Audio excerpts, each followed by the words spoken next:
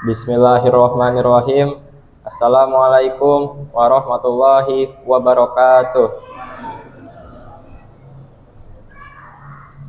Alhamdulillahirabbil alamin. Wassalatu wassalamu ala asyrafil anbiya'i wal mursalin sayyidina wa maulana Muhammadin sallallahu alaihi wasallam ajma'in, amma ba'du. Pertama-tama, marilah kita panjatkan puji syukur kehadirat Allah Subhanahu wa Ta'ala yang telah melimpahkan rahmat dan nikmatnya sehingga kita bisa melaksanakan salat tarawih berjamaah di Masjid Al-Ikhlas Villa Dagoto yang penuh barokah ini. Selanjutnya, salawat dan salam mari kita hadiahkan kepada junjungan kita Nabi Muhammad sallallahu alaihi wasallam yang mana kelak kita nantikan syafaatnya di akhirat kelak. Amin. Bapak Ibu jamaah, salat isya dan salat sunat tarawih berjamaah yang dimuliakan Allah Subhanahu wa Ta'ala. Pada kesempatan kali ini saya Jueng selaku MC salat sunat tarawih berjamaah di Masjid Al-Ikhlas pada Gotol malam ini ingin menyampaikan beberapa hal informasi sebagai berikut.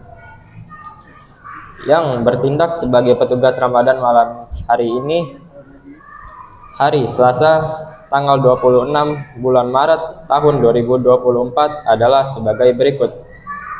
Penceramah tarawih yaitu Bapak Ustadz Haji Nur Fuad.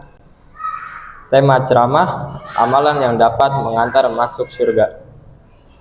Lalu imam dan bilal tarawih yaitu Ustadz Bagus Hari S dan Bilal yaitu Saudara Aziz. Jadwal tadarus malam ini majelis taklim RT 1 RW 19 dan majelis taklim RT 11 RW 19. Lalu hasil tromol tarawih malam ke-15 tanggal 25 bulan Maret tahun 2024 sebesar Rp671.000. Hasil penerimaan proposal Ramadan 1445 Hijriah sebagai berikut. RT 1 RW 19 sebesar Rp4.250.000. RT 2 RW 19 Rp6.700.000. RT 3 RW 19 Rp4.350.000. RT 4 RW 19 Rp3.150.000. RT 5 RW 19 Rp5.350.000. RT 6 RW 19 Rp3.250.000. RT 7 RW 19 Rp5.950.000. RT 8 RW 19 Rp5.950.000. RT 9 RW 19 Rp3.700.000. RT 10 RW 19 Rp4.930.000. RT 11 RW 19 Rp7 juta. RT 1 RW 11 Rp2.500.000. Lalu RT 4 RW 11 sebesar Rp700.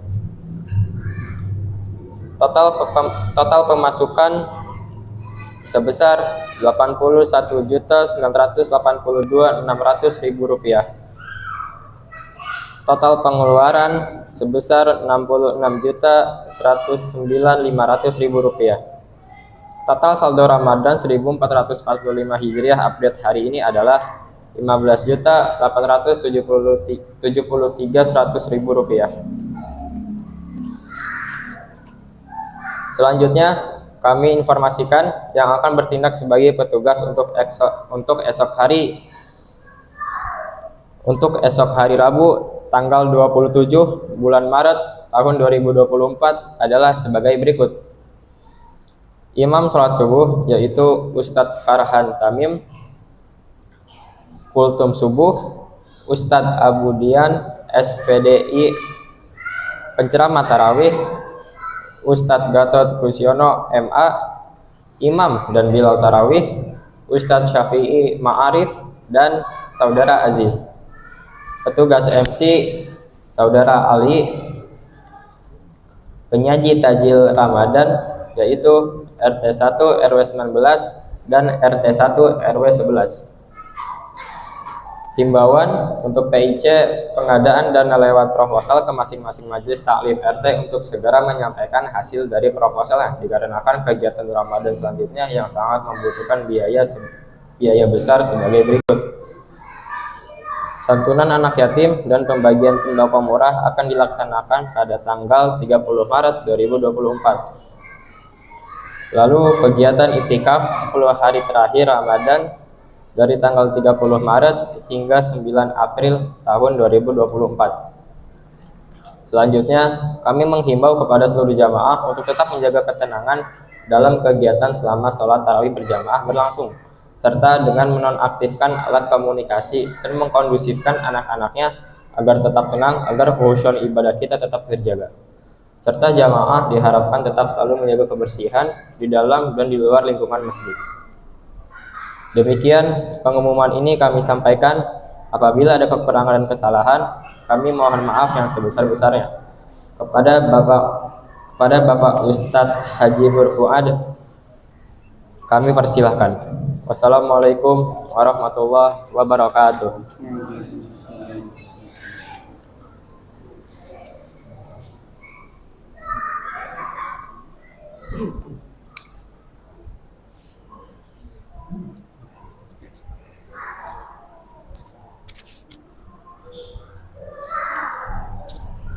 Taruh mana, Jis?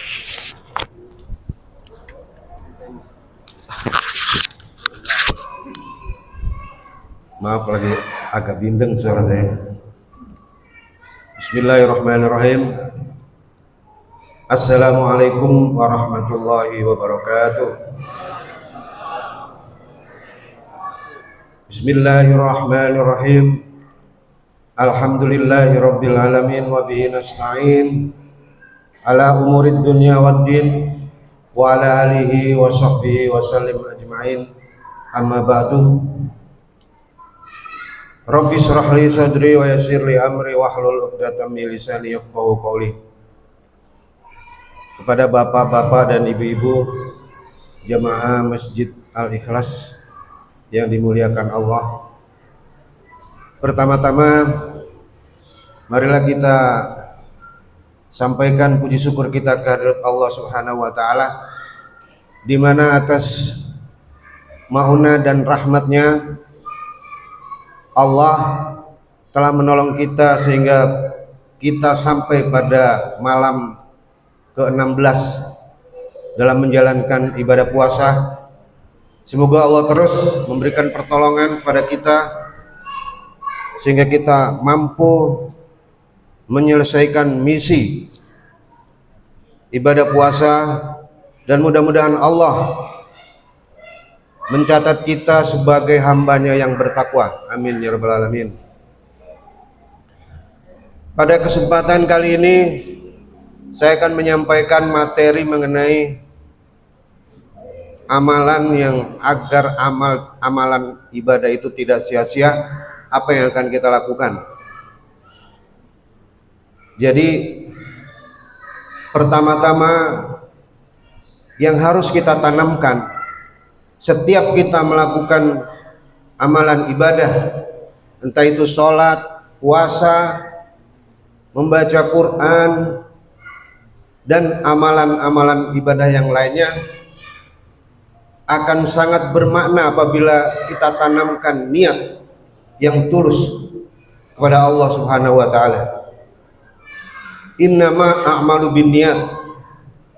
Sesungguhnya semua amal perbuatan itu sangat tergantung kepada niatnya. Wa innama likulli imri'in ma nawa. Dan semua amalan itu akan dibalas sesuai dengan niatnya. Tetapi kalau kita lebih menganalisa lebih dalam lagi, ternyata bahwa niat saja itu tidak cukup. Dalam menjalankan ibadah semua, apakah ibadah sunnah, ibadah wajib, ibadah haji, umroh dan lain-lain, tidak cukup hanya kita menanamkan niat semata. Kita harus memiliki keberanian dan kerelaan untuk bisa merubah karakter, sifat, atau perilaku yang kurang baik sehingga amalan tersebut selaras. Ketika kita sholat maka selaras dengan apa yang diharapkan dalam Al-Quran, tanha anil faksai wal munkar, yaitu mencegah yang keji atau perbuatan keji dan mungkar. Karena itu sebelum kita mengetahui amalan-amalan itu agar tidak sia-sia, maka kita juga harus tahu kira-kira sifat atau karakter apakah yang bisa membatalkan amalan kita. Itulah yang harus kita ketahui. Dalam sebuah hadis yang diriwayatkan oleh Mu'ad bin Jabal, saya nggak hafal Arabnya ya, mungkin Pak Toto yang hafal. Bahasa Indonesianya aja, yang penting kita mengerti. Jadi Mu'ad bin Jabal itu suatu hari mendapat nasihat dari Rasulullah. Tapi karena Rasul itu adalah punyanya orang banyak, bukan hanya Mu'ad, maka nasihat itu juga berlaku buat kita sebagai umatnya. Jadi suatu hari Rasulullah mengatakan kepada Mu'ad, "Ya Mu'ad, semua amal perbuatan kita manusia, entah itu sholat, puasa, haji, umroh, membaca Quran dan lain sebagainya, dari pagi sampai sore, dari sore sampai malam, dari malam sampai pagi, itu nanti akan dikirim oleh malaikat yang bernama malaikat hafadhah, yaitu malaikat yang menjaga amal perbuatan kita. Jadi amal kita itu nanti akan diangkat oleh malaikat hafadhah menuju Allah Subhanahu wa taala. Tetapi di sana amalan itu akan melewati langit pertama, langit kedua, langit ketiga dan seterusnya sampai langit ketujuh. Di langit pertama, malaikat hafadhah ini sangat memuji-muji amal perbuatan manusia ini. Begitu ikhlasnya sehingga amalan itu seperti mutiara. Tetapi begitu sampai diperiksa oleh penjaga malaikat pertama, penjaga malaikat itu langsung berteriak, "Stop!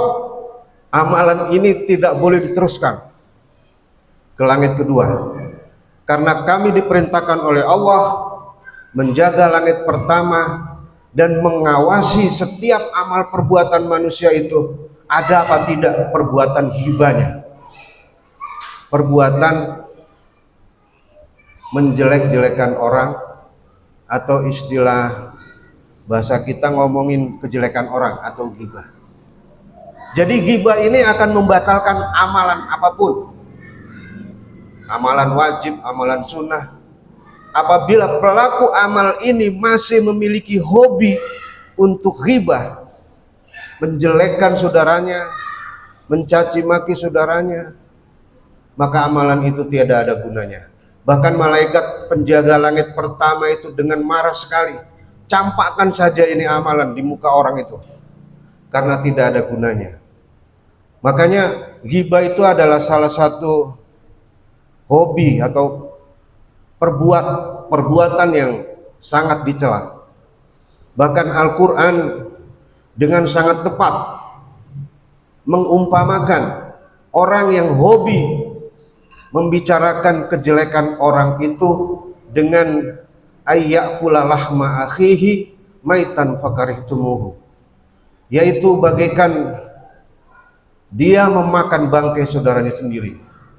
Setelah saya pikir-pikir, orang ghibah itu kok diumpamakan seperti memakan bangkai saudaranya sendiri, itu seperti apa? Ternyata setelah saya pikir, ya ini saya menemukan jawaban sendiri ya, bukan jangan ngikutin saya hanya menemukan jawaban sendiri. Ternyata begini, Ketika kita itu berhadapan dengan bangkai kambing misalnya, ketika kita congkel matanya, ketika kita potong lehernya, atau mungkin Pak Amin yang suka torpedonya dipotong, kira-kira kambing itu akan ngelawan apa enggak, Pak? Kita congkel matanya, kita sayat perutnya, kita caca-caca tubuhnya, kita kira-kira melawan apa enggak? Kambing itu pasti tidak akan melawan karena dia mati kan.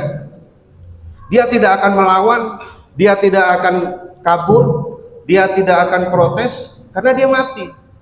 Nah, seperti itulah kalau kita sedang menguliti, membicarakan kejelekan saudara kita yang kita jelekan itu bisa nggak melawan?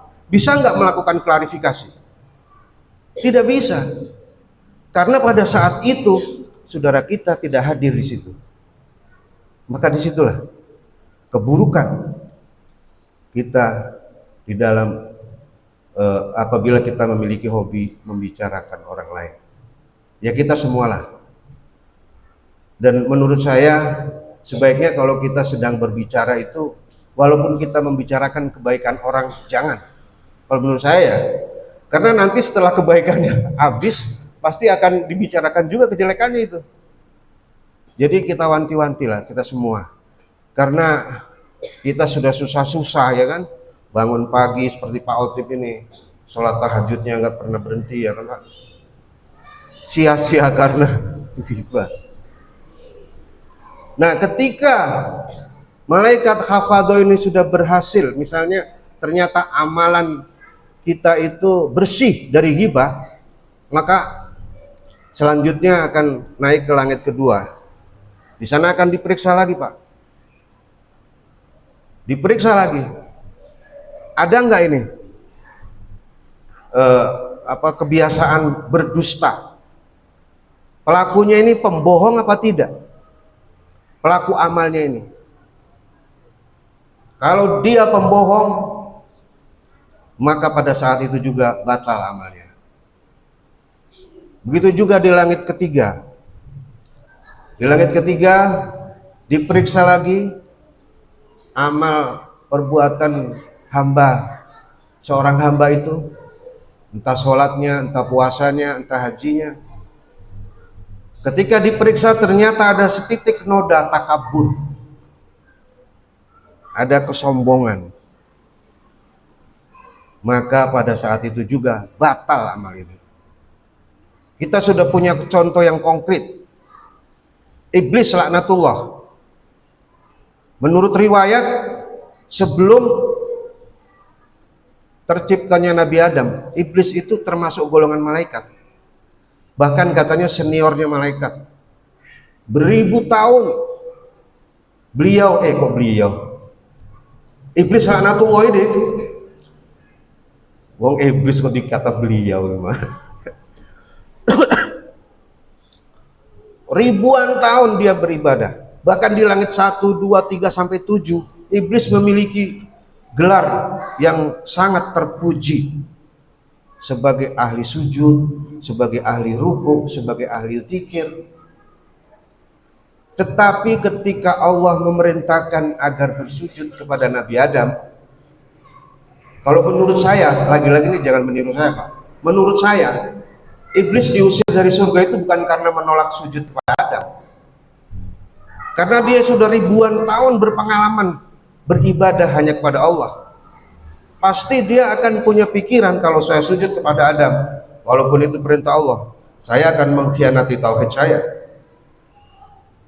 karena saya hanya menyembah kepada Allah. Yang membuat dia terusir itu adalah karena takaburnya itu. Aba wastakbara, ribuan tahun beribadah, puluhan gelar yang terpuji disandang oleh iblis, tapi ketika muncul satu noktah atau nila setitik, rusak susu sebelanga, kan begitu. Jadi ibadah yang bertahun-tahun yang dia lakukan gak ada gunanya, gugur karena takabur. Aba wastakbara wa kana minal kafirin. dan iblis sekarang menjadi laknatullah. Naudzubillah min dzalik. Kita juga jangan seperti itu. Kadang-kadang kita ini orang yang beriman ini ya, orang Islam, kadang-kadang itu muncul dalam hati kita. Saya ini sholatnya rajin, duha rajin, tahajud rajin, amalan-amalan yang lain rajin, tapi kok saya tetap miskin ya? Tapi itu Pak Cina itu, jangankan sholat, jangankan puasa, hobinya aja dugem, makan B2, suka main cewek, tapi kaya raya. Munculnya perasaan seperti itu adalah setitik ketakaburan kita, kesombongan iman namanya. Soal rizki itu bukan urusan kita beribadah apa tidak kepada Allah. Itu soal rizki, itu soal Allah. Tutil mulka man tasha, Allah memberikan kekuasaan kepada siapa saja yang dikehendaki.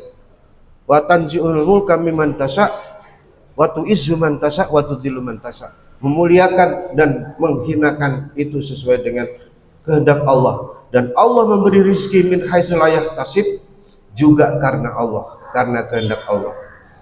Berat Bapak-bapak sekalian. Makanya ini nanti nih menjelang 10 hari terakhir kita itikaf. Hati-hati itu, jaga itu hati kita itu Pak. Jangan sampai tergelincir oleh satu perasaan ujub, karena akan batal semua amal kita. Setan itu mungkin tidak akan menggoda orang yang lagi naik level level spiritual, dia lagi naik.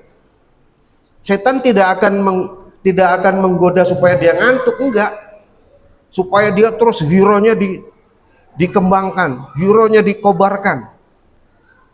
Tapi 3 hari aja setelah itikaf, coba pulang ke rumah, melihat orang nongkrong di pinggir jalan lagi ngobrol, lihat orang di pos lagi ngobrol, muncul deh perasaan, udah dikasih kesempatan Ramadan, bukannya itikaf, ngalah ngobrol ngalor ngidul nggak ada gunanya.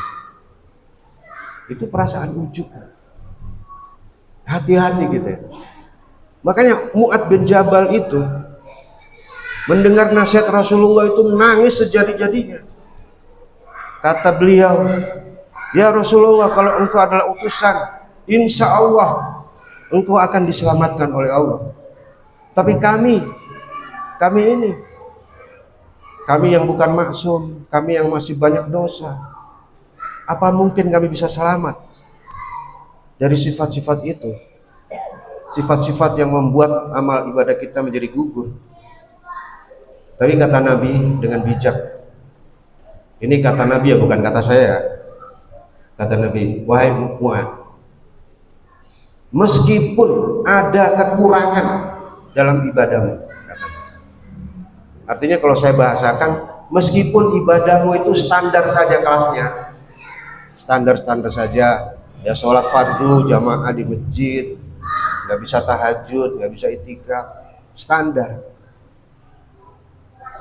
Tapi kamu harus menjaga mulutmu dari menjelekkan orang lain, jaga hatimu dari rasa ujub, jaga hatimu dari takabur. Insya Allah, meskipun amalmu standar, insya Allah akan selamat. Dan itulah yang ditiru oleh para kiai di Indonesia. Kepada para santrinya itu selalu mengatakan seperti itu. Bahwa tirakat yang terbaik, kata kiai siapa ya? Di Pasuruan. Tirakat yang baik itu adalah memiliki hati yang baik, menjadi orang yang baik, yang selalu berprasangka baik, yang berkata baik kepada orang, tidak merendahkan orang lain, dan seterusnya. Demikian Bapak-bapak sekalian, saya kira terlalu lama. Mudah-mudahan apa yang saya sampaikan membawa manfaat. Amin ya rabbal alamin. Wabillahi taufik wal hidayah. Wassalamualaikum warahmatullahi wabarakatuh. Waalaikumsalam warahmatullahi wabarakatuh. Sallu salatan tarawih bi raka'ataini